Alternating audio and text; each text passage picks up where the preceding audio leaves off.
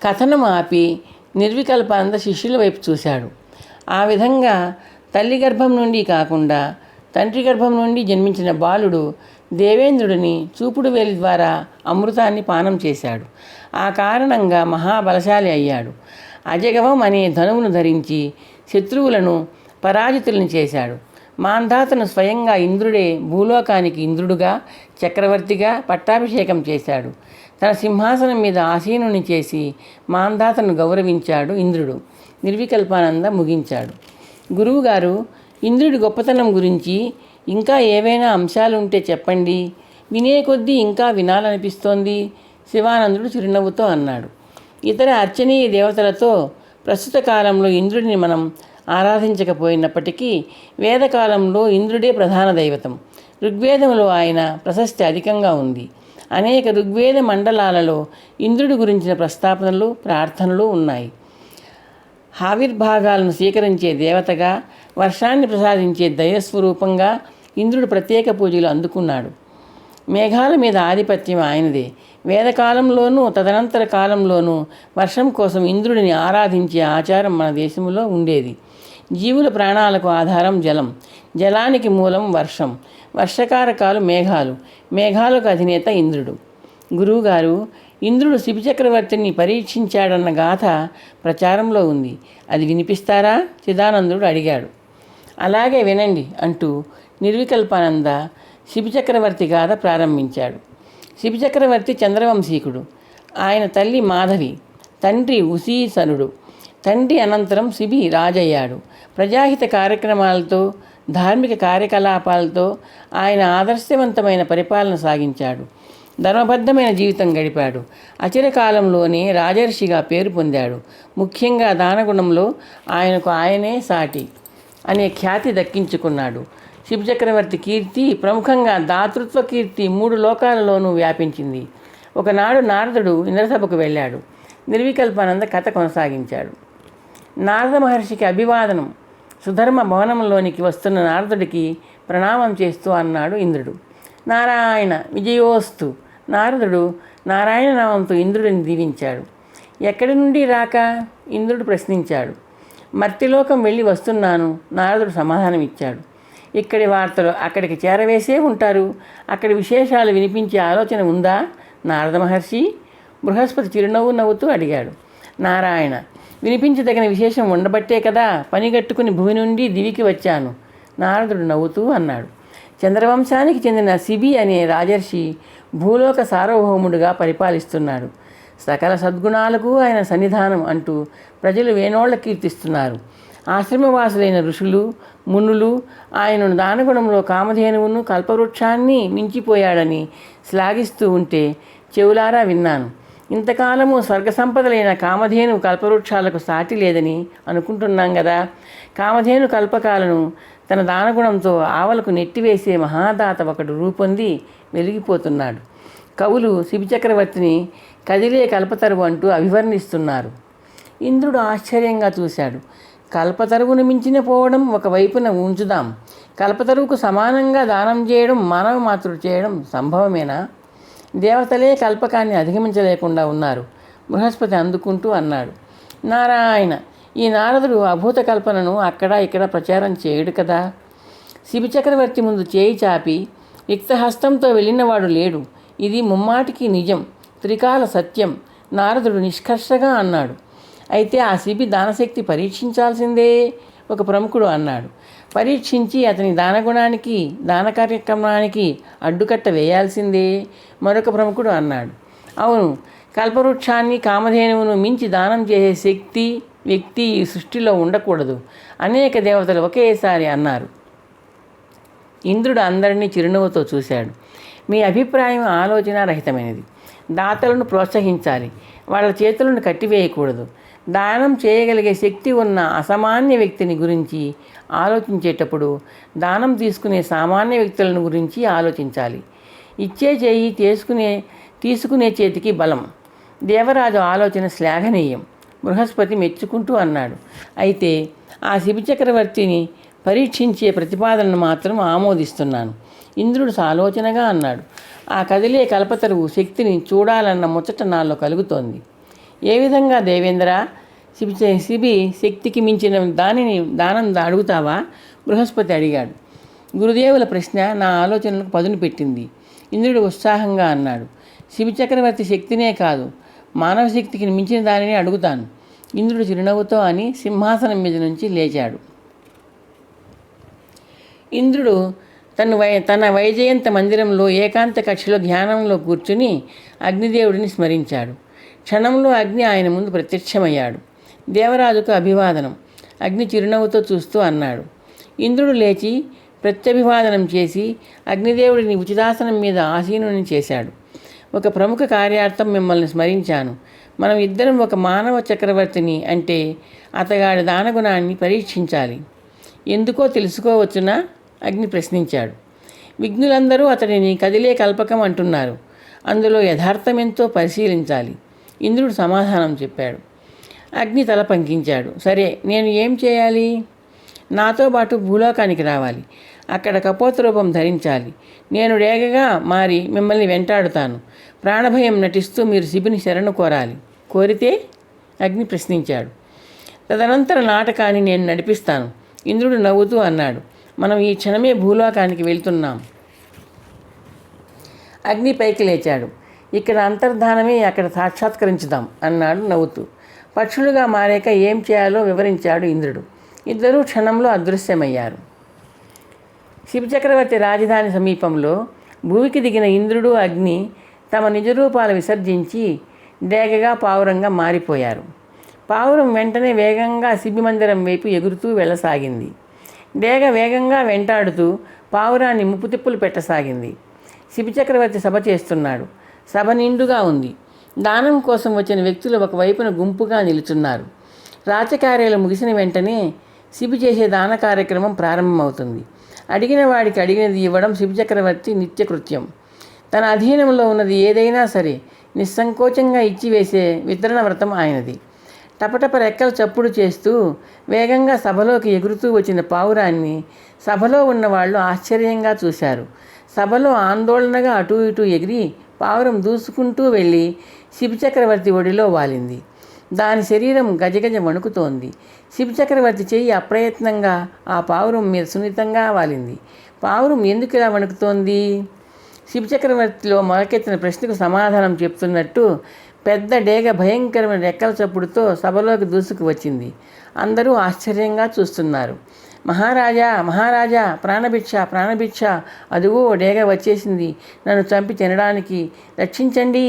మానవ భాషలో మాట్లాడుతున్న పావురం వైపు శిబిచక్రవర్తి ఆశ్చర్యంగా చూశాడు. సభలో అందరూ నివ్వెరపాటుతో ముఖాలు చూసుకున్నారు.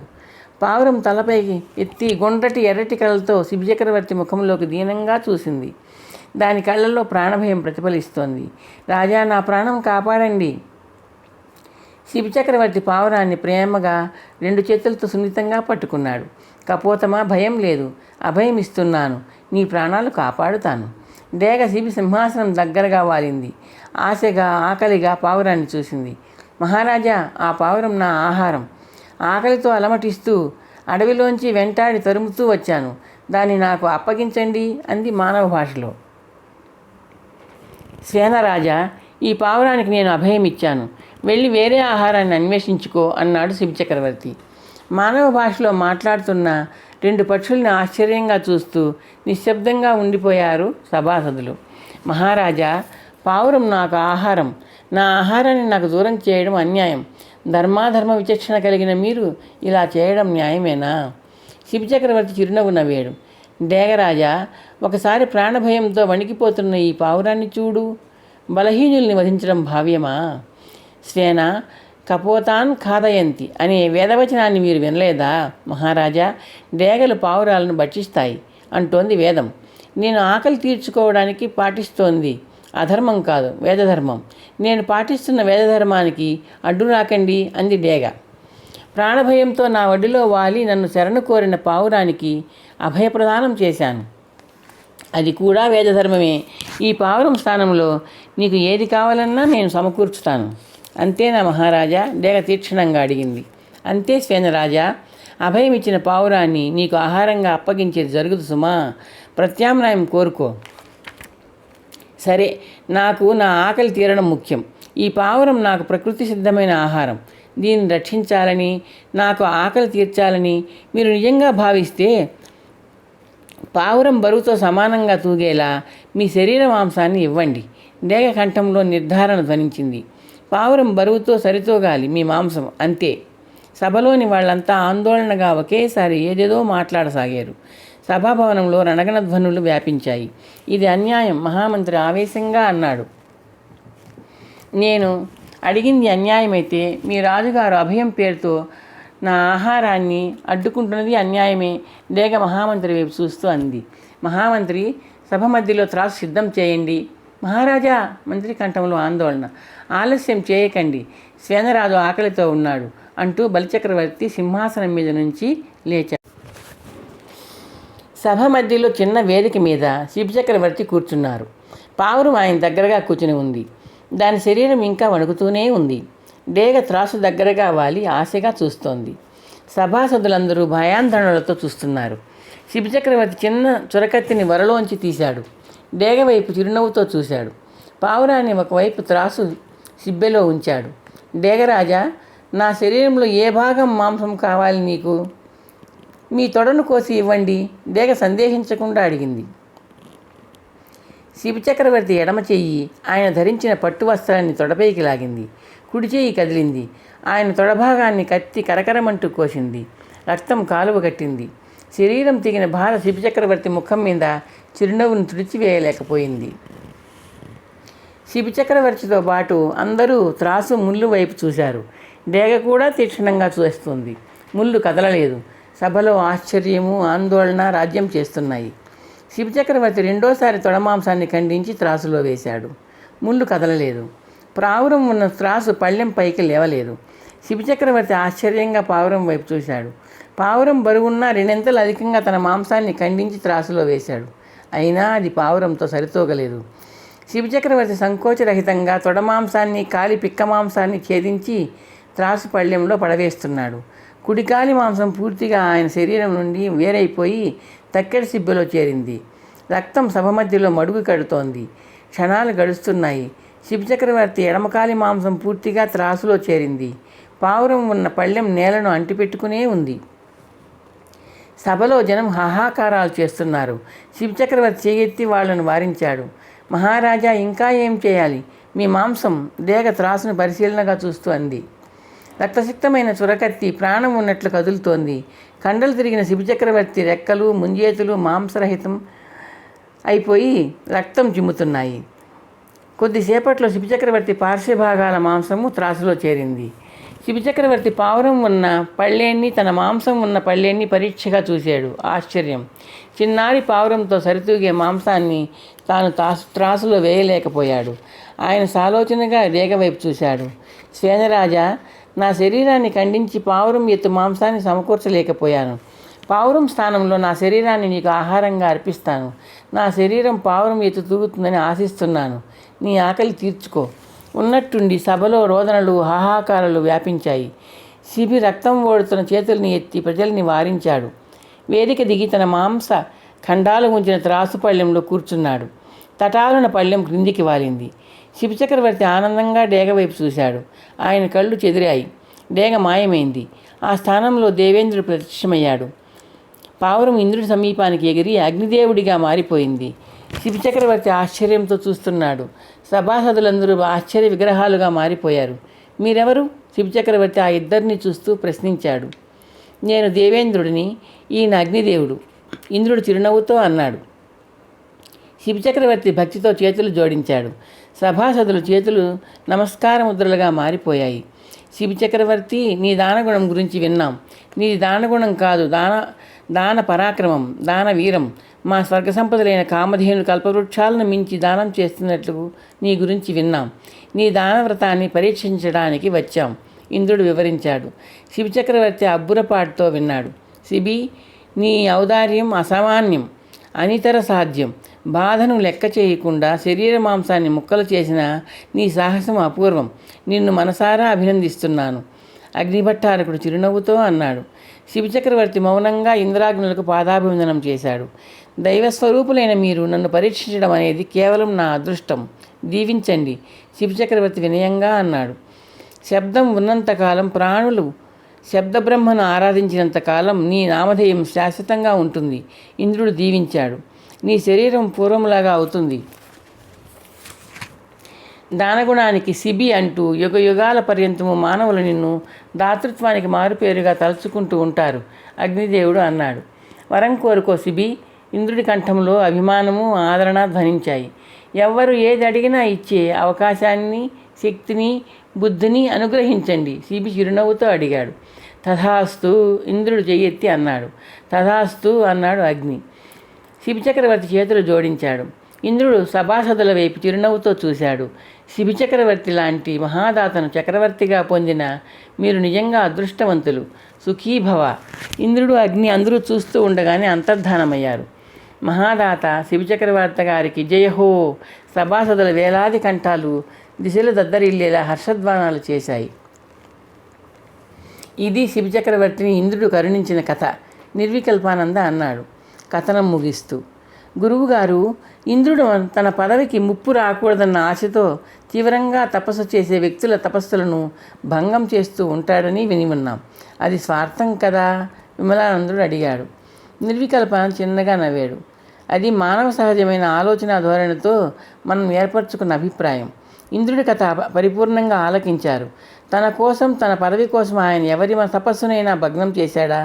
ఇంద్రుడు ఎవరి తపస్సును భగ్నం చేసినా, ఎవరిని వధించినా అది అన్ని లోకాలలోని ప్రాణుల శ్రేయస్సు కోసమే. ఇంద్రుడు నిరాధారంగా అర్హత అనేది లేకుండా స్వర్గలోక పాలకుడు కాలేదు, తూర్పు దిక్కుకు పాలకుడు కాలేదు. సమర్థుడైన రాజుకు అపాయం జరిగితే రాజ్యంలో అరాచకం తాండవిస్తుంది, ప్రజలు కష్టాల పాలవుతారు. ఇంద్రుడి గాథలో జరిగిన సంఘటననే తీసుకుందాం. ఒకసారి ఆయన స్వర్గ సామ్రాజ్యాన్ని వదిలి అజ్ఞాతంలోకి వెళ్ళిపోయాడు. స్వర్గానికి ప్రభువు లేకుండా పోయాడు. ఒక శాసకుడు ఉండటం మంచిదనే దేవప్రముఖులంతా భావించారు. బుధుడి మునిమనవడు, ఆయుష్ కుమారుడు అయిన నహుషుడిని ఇంద్రపదవికి ఎంపిక చేశారు. నహుషుడు మహాపతివర్త అయిన ఇంద్రపతి సచీదేవి మీద కన్ను వేశాడు. సప్తర్షులు మోస్తున్న పల్లకి ఎక్కి సచీదేవి మందిరానికి ఊరేగింపుగా వెళ్ళాడు. సచీదేవి అతిలోక సౌందర్యాన్ని చూసి కామం తలకెక్కిన నహుషుడు త్వరగా నడవమంటూ ముందు వైపు పల్లకి మోస్తున్న అగస్త్య మహర్షిని తన్నాడు. అగస్త్యుడు ఆగ్రహించాడు. కొండచిలువుగా మారి పడి ఉండమని నహుషుడిని శపించాడు. సమర్థుడి స్థానంలో అసమర్థుడి పరిపాలకుడితే ఏం జరుగుతుందో నహుషుడి గాథ మనకు చెప్తోంది. తన చర్యలతో అసమర్థులు స్వర్గరాజ్యాధిపతులు కాకుండా అప్పుడప్పుడు ఇంద్రుడు అడ్డుకుని ఉండవచ్చు, అంతే నిర్వికల్పానంద వివరించాడు. ఇంద్ర చరిత్ర చక్కగా శ్రవణానందకరంగా ఉంది గురువుగారు, శివానందుడు అన్నాడు. అవును, ఎన్నో కొత్త విషయాలు తెలిసాయి, సదానందుడు సంతోషంగా అన్నాడు. ఇంద్రుడు పూర్వదిక్పాలకుడు. తూర్పు దిక్కు నుండి ఆపదలు దాపురించకుండా ఆయన లోకాలను కాపాడుతూ ఉంటాడు. మేఘాలను నియంత్రిస్తూ, వర్షాలు కురిపిస్తూ, ప్రాణాధారమైన నీటిని ఇస్తున్నాడు. అందుకే వేద ఋషులు ఇంద్రుడిని ప్రధానంగా స్తుతించారు. మనం కూడా ఇంద్రగాయత్రి మంత్రంలో ఆయనను స్తుతించి తరించుదాం. ఓం సహస్రనేత్రాయ విద్మహే వజ్రహస్తాయ ధీమహి తన్నో ఇంద్ర ప్రచోదయాత్. గురువు నిర్వికల్పానందను అనుసరిస్తూ శిష్యులు నలుగురు ఇంద్రగాయత్రిని వల్లించారు. నిర్వికల్పానంద కళ్ళు తెరిచి ప్రసన్నంగా శిష్యుల్ని చూశాడు. ఇంద్రగాయత్రి చాలా ప్రభావం కలిగిన మంత్రం. నిష్ఠతో, నియమంతో, విశ్వాసంతో పారాయణం చేస్తే తాను ప్రాధాన్యత వహించే దిశ నుండి ఆపదలు, అవాంతరాలు, వ్యాధులు, ఉపద్రవాలు రాకుండా ఇంద్రుడు కాపాడుతాడు. శుభం. ఇప్పుడు దిక్పాలకులో ద్వితీయుడు, ప్రభావంలో, ప్రతాపంలో, ప్రకాశంలో అద్వితీయుడు అయిన అగ్నిదేవుడి చరిత్రను నిర్విఘ్నంగా శ్రవణం చేద్దాం నిర్వికల్పానంద అన్నాడు.